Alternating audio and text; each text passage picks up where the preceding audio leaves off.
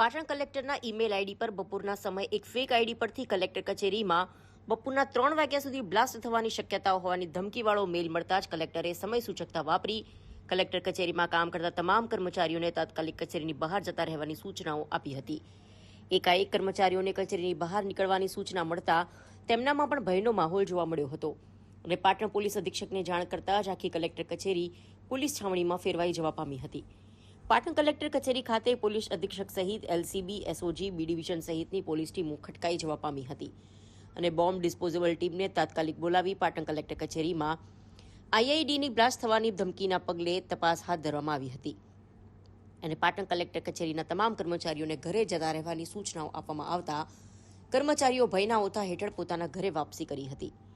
પરંતુ Patan Mehsana dog સ્ક્વોડની team તેમજ bomb disposable team દ્વારા સાંજે 6 કલાક સુધી તપાસ હાથ ધરી હતી, જેમાં કંઈ પણ વાંધાજનક વસ્તુ ન મળતા કચેરી સેફ હોવાનું કલેક્ટર દ્વારા જાણવામાં આવ્યું હતું।